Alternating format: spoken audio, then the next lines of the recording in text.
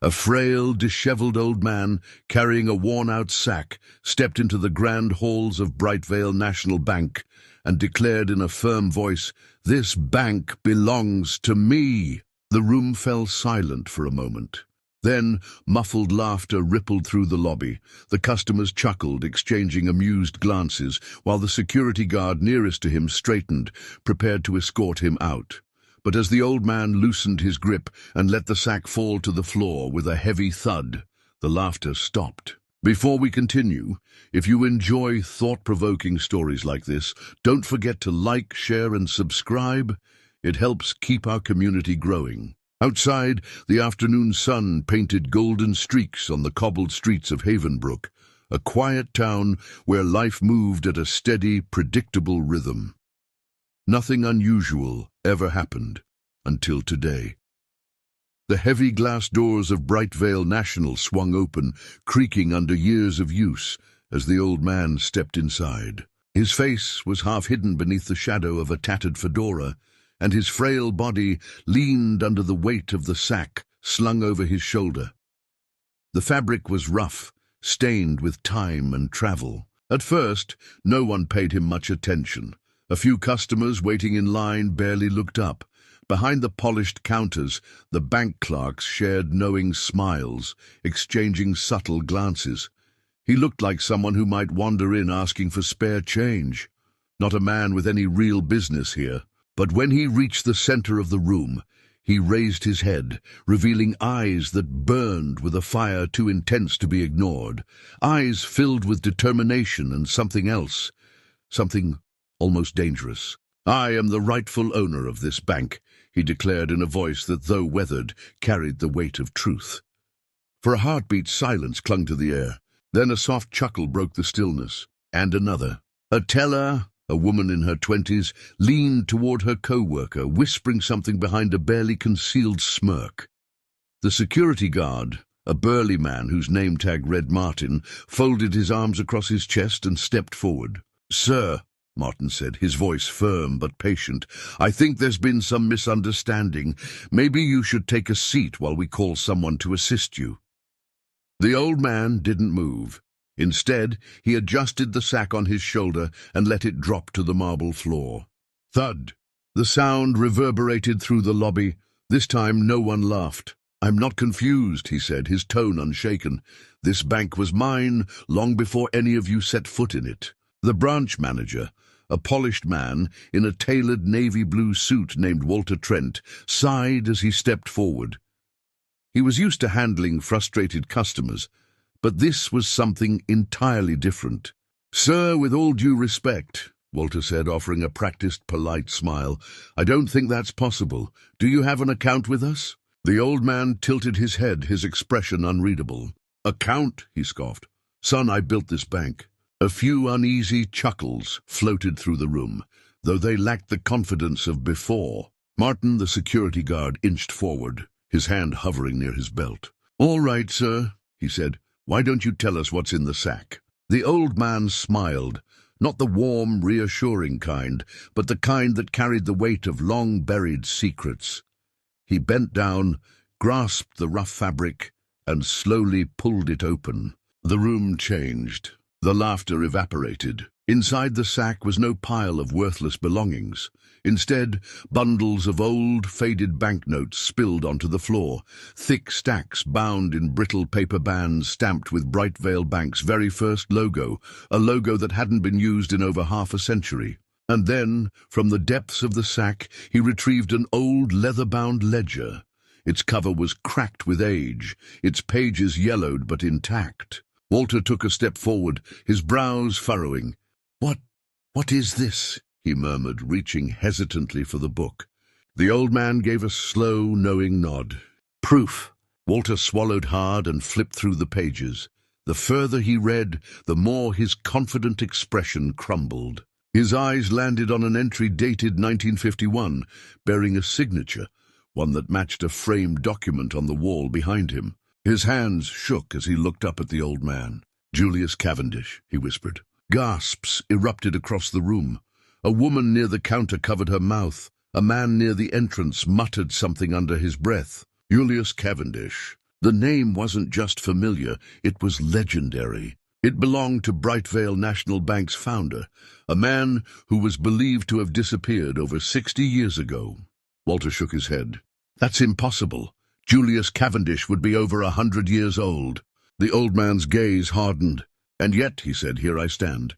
A heavy silence swallowed the room. No more laughter. Only the slow, careful turning of brittle ledger pages as Walter examined them, his face growing paler with each passing second. Julius Cavendish inhaled deeply, his fingers tightening around the sack. They stole it from me, he murmured, betrayed me, erased me. His gaze swept the grand room, the polished floors, the ornate chandeliers, the fine mahogany desks. They built all of this on my bones. Walter's throat tightened. Who? He asked. Who stole it? Julius exhaled sharply. My business partner, Reginald Hayes. We built this bank together, but greed makes monsters out of men. The crowd stiffened. Reginald Hayes, the man whose family had owned the bank for generations, the man whose portrait hung in the executive wing upstairs. Julius's voice was steady, but beneath it lay decades of buried fury.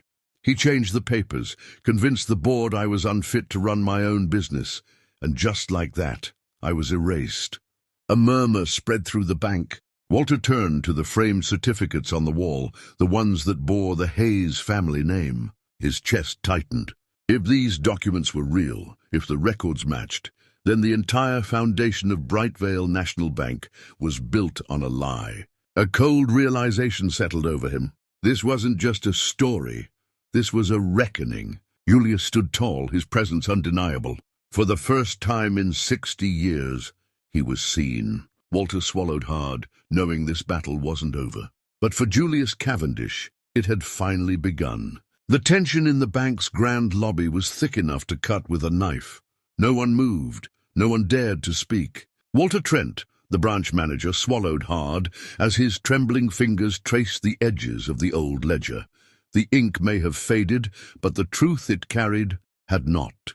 Julius Cavendish, the real founder of Brightvale National Bank, stood before him alive, his presence a living contradiction to the history that had been told for decades. The bank had erased him, the world had forgotten him, but he had returned. Walter's breath came slow and uneven. Mr. Cavendish, he finally managed, his voice barely above a whisper, if what you're saying is true, then this is monumental. Julius gave a slow nod. It is, he agreed, and I'm here to set it right. A nervous murmur swept through the crowd of customers and bank employees. One of the senior tellers, a woman named Margaret Dawson, leaned closer to whisper to her colleague. If this is true, the bank was stolen from him. That means the unfinished thought hung in the air like a ghost. If Julius had been the rightful owner, then everything, every decision, every dollar, every legacy under the Hayes family name was built on fraud. Walter Trent turned his attention to the framed documents on the bank's wall, the ones honoring the Hayes family's legacy. He felt a cold shiver crawl down his spine. The truth had been in plain sight all along, hidden behind polished plaques and carefully curated lies. But now that truth was out in the open. Walter exhaled sharply and straightened his tie, his mind racing.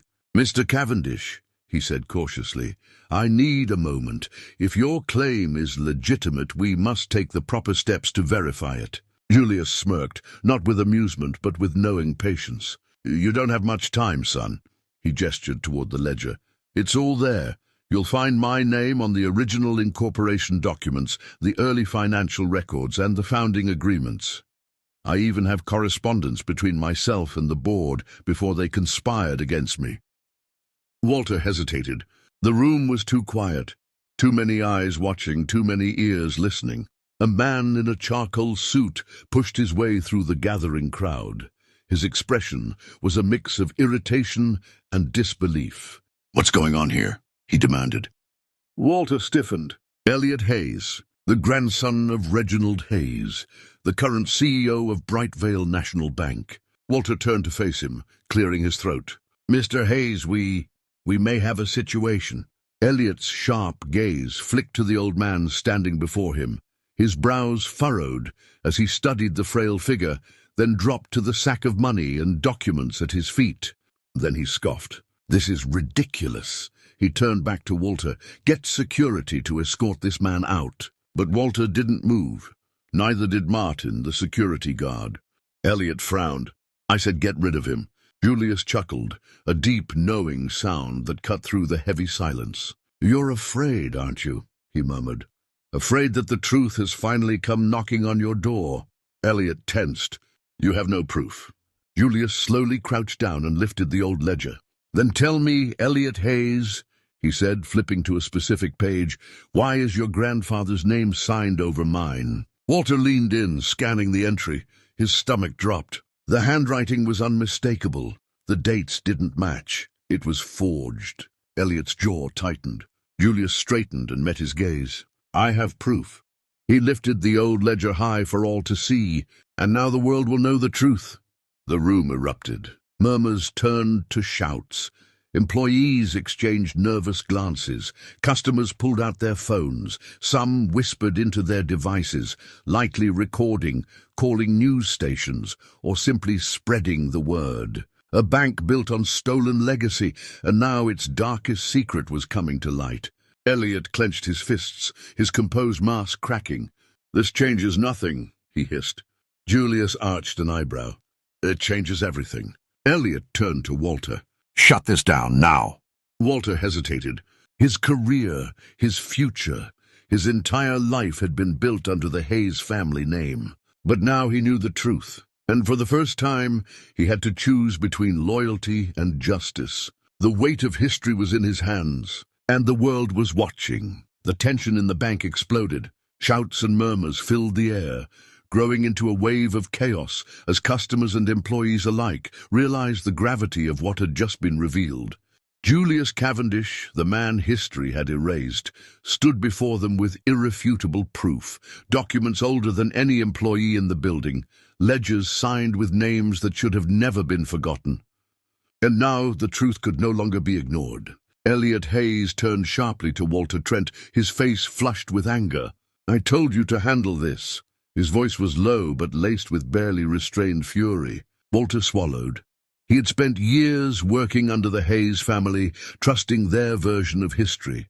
But now, with the weight of the truth in his hands, he could feel the foundation of everything he believed in crumbling beneath him. "Sir," he began, his voice unsteady, "these documents, they look authentic."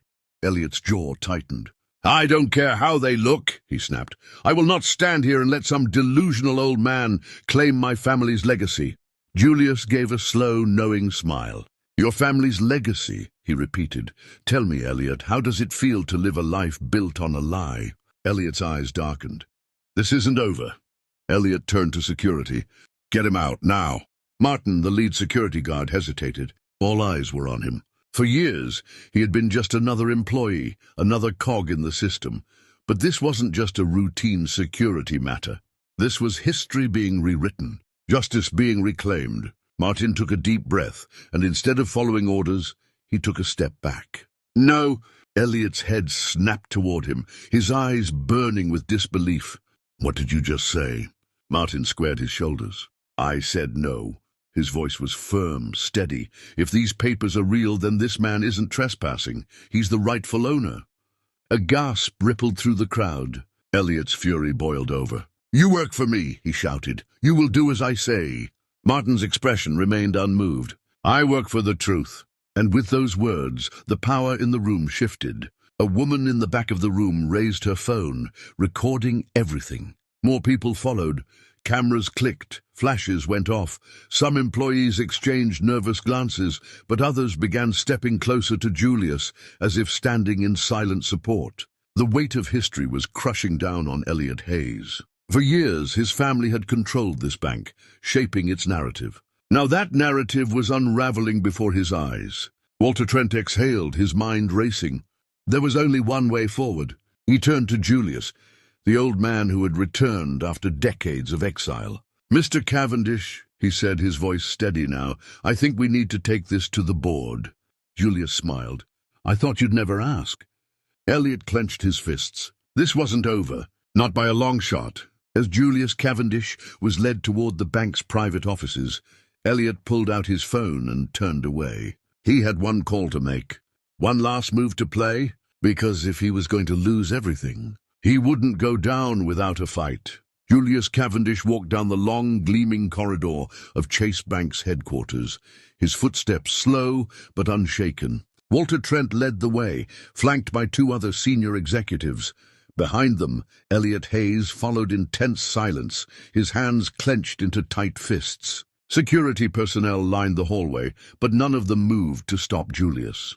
They all knew, they had all seen the documents, and now it was too late to pretend the truth wasn't real. The heavy oak doors of the boardroom swung open. Inside, a long table stretched across the grand space, lined with men and women in suits, the powerful members of the board who controlled Chase Bank. They looked up, confused, as Julius entered. Elliot cleared his throat. "Ladies and gentlemen," he said, forcing a tight smile, "I apologize for the interruption, but there's been a situation." Julius stepped forward and placed his documents on the table. His eyes swept across the room, locking onto each board member. "There is no situation," he said calmly, "only the truth." Silence. Then Robert Langston, the chairman of the board, adjusted his glasses and peered at the old papers. His brow furrowed. "What exactly am I looking at?" he asked, his voice laced with skepticism. Walter Trent swallowed hard. "These are legal documents, sir," he said. "They prove that Julius Cavendish is the rightful owner of Chase Bank." Gasps. Murmurs. A woman near the end of the table shook her head in disbelief. "That's ridiculous. Julius Cavendish has been dead for decades." Julius gave a small smile. "I've been many things, madam, but dead is not one of them." Elliot stepped forward, his face burning with frustration. "This is absurd," he spat. "Even if these documents were real, the bank has changed ownership multiple times over the years. There is no legal pathway for him to take it back." Julius remained calm. "There is." He tapped the documents with one finger. "A fraud was committed against me, and under the law, any property stolen through fraudulent means remains stolen, no matter how many hands it has passed through." Robert Langston narrowed his eyes. "And you expect us to simply hand over an entire financial empire because of documents you pulled out of a sack?" Julius's expression hardened. "I expect you to follow the law." Elliot Hayes stormed to the phone and dialed his legal team. Within 20 minutes, 4 sharp-dressed attorneys arrived, their briefcases clutched tightly. The head lawyer, Veronica Lane, took a seat at the table and began scanning the documents. The room fell into a tense silence. Finally, she looked up, her expression unreadable. "These documents are compelling." Elliot's face twisted in disbelief. "Compelling? They're ancient. There's no way they hold up in court." Veronica tapped a section of the papers. "They are also legally binding." She paused. "At least on the surface. We'll need forensic analysis, verification of signatures, and an investigation into how these records were hidden all these years." Julius's lips curled slightly. "Oh, don't worry. I know exactly how they were hidden." He turned to Elliot. "By your grandfather." A collective gasp swept across the room. Elliot's body stiffened. "What are you saying?" Julius folded his hands together. "Your grandfather, Victor Hayes, was John Williams's closest ally. When John stole the bank from me, Victor helped him forge the paperwork, erase my name from the records, and bury the truth." Elliot shook his head violently. "That's a lie." Julius chuckled softly. "Is it? Then tell me, Elliot, why does your family still hold original deeds to this land? Why does your grandfather's signature appear on documents that erased mine?" The color drained from Elliot's face. Veronica Lane cleared her throat. "Mr. Cavendish," she said carefully, "if these claims are true, we are looking at a case of corporate fraud and illegal seizure of assets." She turned to Robert Langston. "If this goes to court, it will destroy Chase Bank's reputation." Langston rubbed his temples. "And if it doesn't?" Walter Trent took a deep breath. "Then we're knowingly covering up fraud." A deadly silence fell over the room. Julius straightened his spine. "So tell me, gentlemen, will you fight to keep your stolen empire?" Langston exhaled slowly. "We need time to review the evidence." Julius gave a slow nod. "You have 72 hours. Elliot's head snapped up. You don't make the rules here. Julius turned toward the door. I just did. And with that, he walked out, leaving behind a boardroom shaken to its core. By the time Julius stepped outside, a sea of reporters was already gathered. Cameras flashed. Microphones were shoved toward him. Mr. Cavendish, is it true you were the original owner of Chase Bank? Will you be suing the Hayes family? How did you disappear for so many decades? Julius smiled faintly. All in good time. Elliot Hayes watched from the windows above, his blood boiling. This was no longer just a legal battle. It was a war, and he wasn't about to lose. The boardroom remained eerily silent after Julius Cavendish left. Robert Langston, the chairman, leaned back in his chair, rubbing his temples. This is a nightmare. Veronica Lane, the head lawyer, nodded. We need a strategy, immediately. If those documents hold up in court, we could be looking at... Bang! Elliot Hayes slammed his fist on the table, his face burning with rage. This is our bank. We've run it for decades. No ghost from the past is going to take it from us. Walter Trent, usually composed, sighed. The law doesn't care about how long we've had it, Elliot. If Cavendish's documents are legitimate, we're in trouble. Elliot turned to the board members, his jaw tight. Unless someone helps us make this problem disappear. Later that night, in a dimly lit office, Elliot sat across from a man who was supposed to be on Julius's side, Walter Trent. Walter, one of Chase Bank's longest-serving executives, had been one of the few who encouraged Julius's return. He had supported the truth coming out. But now, Elliot Hayes had him exactly where he wanted him. Elliot leaned in. Walter, I know you admire Cavendish, but let's be realistic. You and I have built our lives here. If he takes over, do you really think he'll keep us? Walter sighed, tapping his fingers on the desk. Julius is fair. He wouldn't fire everyone just to make a point. Elliot smirked. Are you willing to bet your entire career on that? Walter hesitated. What are you suggesting? Elliot slid a thick envelope across the desk. Walter opened it, and his breath caught in his throat. Inside was a check for $5 million. Elliot's voice was smooth, persuasive. All I need from you is access to the evidence Julius has, the originals, the copies, everything. Walter's heart pounded. You want me to destroy the evidence? Elliot smiled. Let's just say it would be in everyone's best interest if those documents were never seen again. Walter stared at the check, his fingers trembling. He had worked his whole life to reach his position. $5 million would guarantee security for his family, his kids' futures, his retirement, his legacy. But betraying Julius Cavendish, the man who trusted him, could he really do that? Elliot's voice cut through his hesitation. Decide quickly, Walter, because if you don't take this deal, I guarantee you won't have a job by the end of the week. Walter swallowed hard. The battle for Chase Bank was about to take a dark turn. Walter Trent's fingers trembled as he held the check. The ink on the paper felt heavier than it should.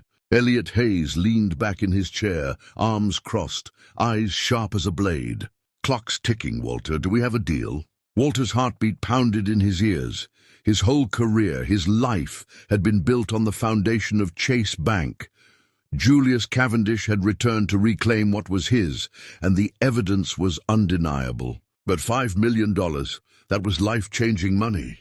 If he destroyed the documents, Julius would have no proof. The bank would stay in the hands of the Langston family, and life would continue as if nothing had ever happened. Walter took a deep breath. Then he slowly slid the check back across the table. Elliot's smirk faded. What's this? Walter met his gaze. I can't do it, Elliot. The truth is the truth. A long, tense silence followed.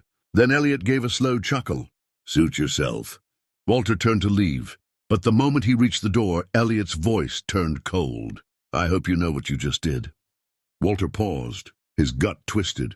He knew this wasn't over. The next morning, Walter rushed to Julius Cavendish's office, a deep sense of unease clawing at his chest. Julius, still adjusting to the chaos of his return, looked up as Walter entered. Walter? Julius asked, surprised.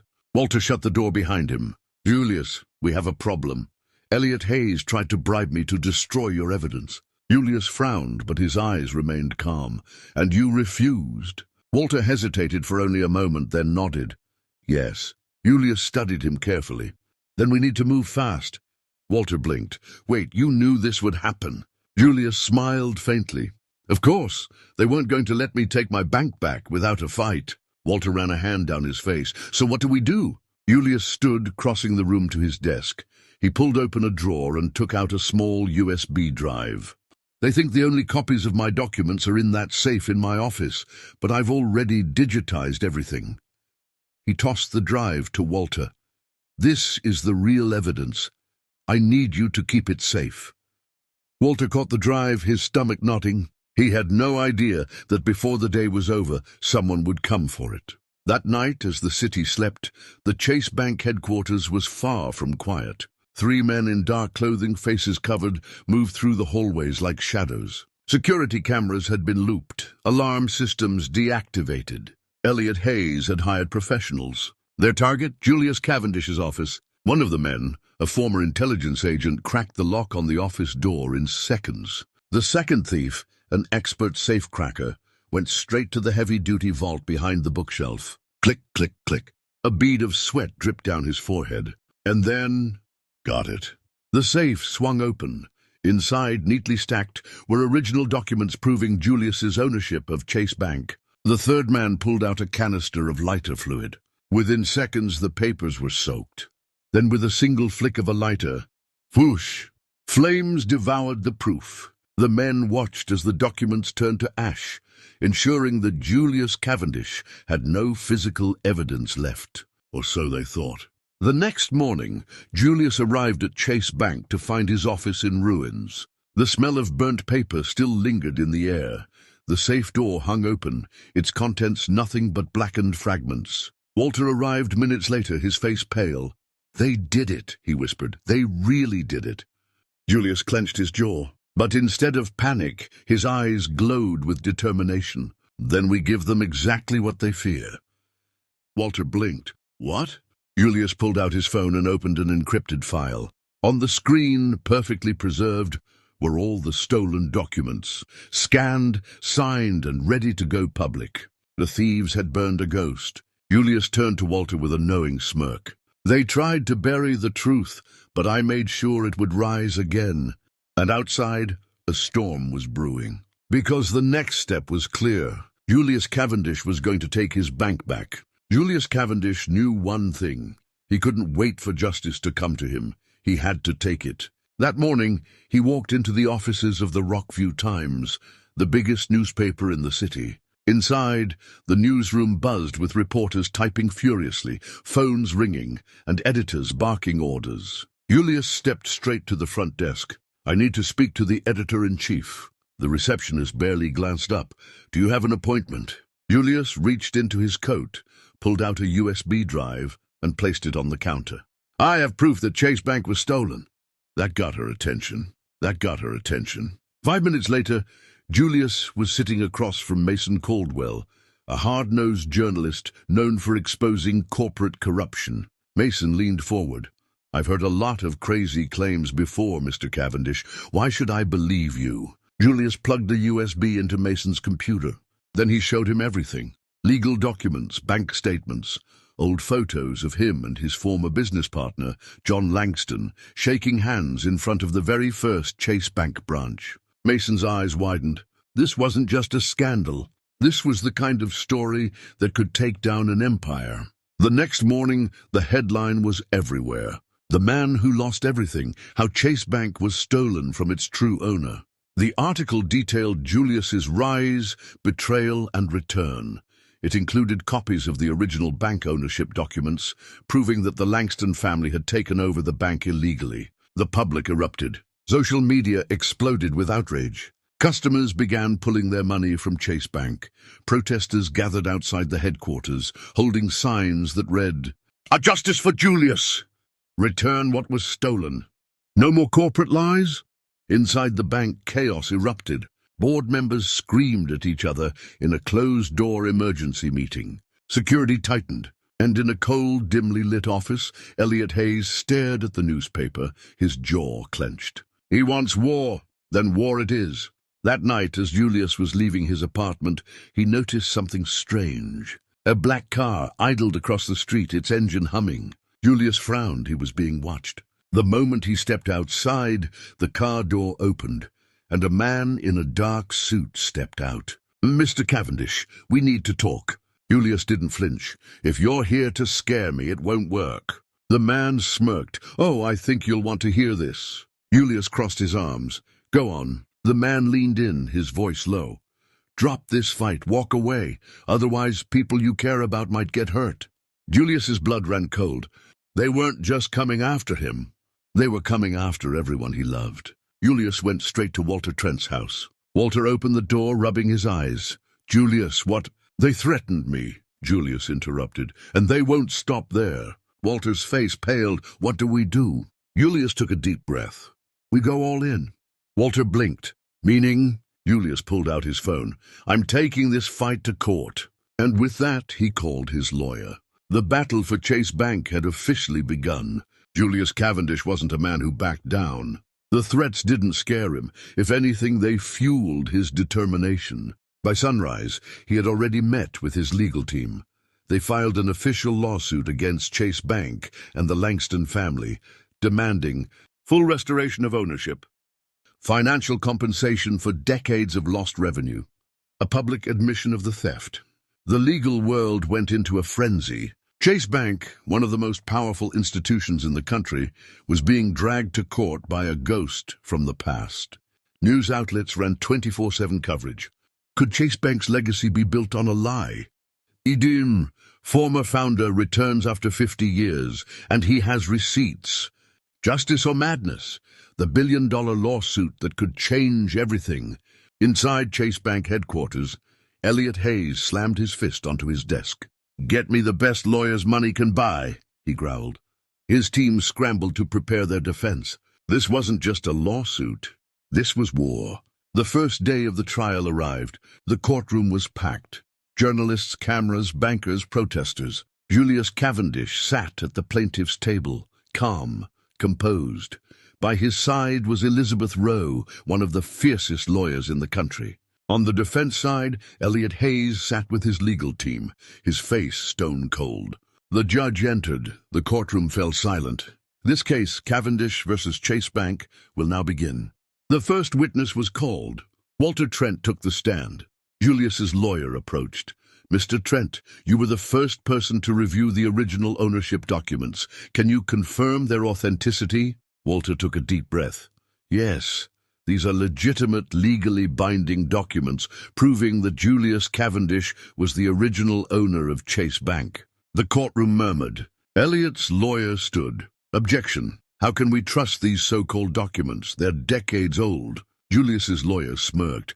"We had them verified by forensic experts. And, Your Honor, we call our next witness, Dr. Martin Wells, a forensic document analyst." Dr. Wells took the stand. "The ink, paper, and signatures are all authentic," he confirmed. "These documents are not forged." The courtroom exploded in whispers. For the first time, Elliot Hayes looked nervous. Elliot's team wasn't going down without a fight. They called their own expert, a high-profile historian, who tried to argue that while the documents were old, the bank had changed hands too many times for ownership to still apply. Then they pulled their biggest move. They brought in a surprise witness, John Langston's grandson, Eric Langston. Eric took the stand. "Julius Cavendish is mistaken," he said smoothly. "My grandfather never stole anything. He legally acquired Chase Bank." Julius clenched his jaw. Elizabeth Rowe, his lawyer, stood up. "Mr. Langston, are you aware that we have letters signed by your grandfather discussing how he framed Mr. Cavendish?" The color drained from Eric's face. The courtroom fell dead silent. Elizabeth held up a file. "These letters prove that Julius Cavendish was forced out, that he was betrayed." She walked over to the judge. "Your Honor, we request these be entered as official evidence." The judge examined them. He nodded. Elliot Hayes looked like he had been punched in the gut. Julius sat back, his hands folded. He had waited 50 years for this moment, and now justice was within reach. As Julius Cavendish stood outside the courtroom, the weight of decades of injustice pressing on his shoulders, he took a deep breath. The case had finally reached its climax, and the truth, buried for more than half a century, was now in the hands of the court. Days turned into weeks as the trial neared its conclusion. The world watched closely, the media dissecting every new revelation. Elliot Hayes, Chase Bank's CEO, continued to insist that the institution had operated under legal ownership for years, arguing that too much time had passed for any rightful claim. But when the judge, a woman named Evelyn Carter, took her seat on the final day of trial, her expression was unreadable. The courtroom fell silent as she prepared to read the ruling. In light of the overwhelming evidence presented, including historical documents, financial records, and personal correspondence between the original founders, this court finds that Julius Cavendish was unjustly removed from his position and deprived of his rightful ownership of Chase Bank. As such, the court orders— She paused, scanning the room. That full ownership and control of Chase Bank be restored to Mr. Cavendish. A stunned silence followed. Then, like a dam breaking, the courtroom erupted. Gasps, whispers, and even some cheers filled the air. Julius closed his eyes, absorbing the moment. He had won. With the ruling in his favor, Julius faced a new challenge. What to do with the bank? Many expected him to dismantle it, to sell it off piece by piece as an act of revenge. But he had never been a man of vengeance. Instead, he called a press conference. Standing before a sea of cameras, he addressed the world. Chase Bank was built on betrayal, but I refuse to let its future be dictated by its past. I will not destroy what I created. I will restore it. Effective immediately, the bank will undergo a transformation. Corrupt executives will be removed, and we will ensure that no one else suffers the fate I did. His words resonated. Employees who had once been skeptical now stood behind him. Even some former opponents admired his strength. Julius implemented sweeping reforms, appointing new leadership and dedicating a portion of the bank's profits to programs that supported small businesses and individuals who had been financially wronged in the past. Despite his victory, Julius knew his time was limited. At his age, running a massive institution was no small task. A year after reclaiming Chase Bank, he stepped down, appointing a successor who shared his vision. The man who had once been forgotten had now reshaped history. One evening, as the sun dipped below the horizon, Julius stood outside the bank, now renamed Cavendish Bank, in honor of its true founder. He placed a hand on the glass doors, smiling. He had fought the battle of a lifetime and won. As he turned to leave, he noticed a group of young entrepreneurs entering the bank, their eyes filled with hope. He nodded to himself. This was his legacy, and this time no one would take it away. What did we learn from this story? Julius Cavendish's journey teaches us that truth and justice always have a way of resurfacing, no matter how deeply they are buried. It reminds us that standing up for what is right, even when the odds are against us, can lead to change. Patience, perseverance, and integrity can outlast even the strongest betrayals. Thanks for watching. Kindly follow for other amazing stories.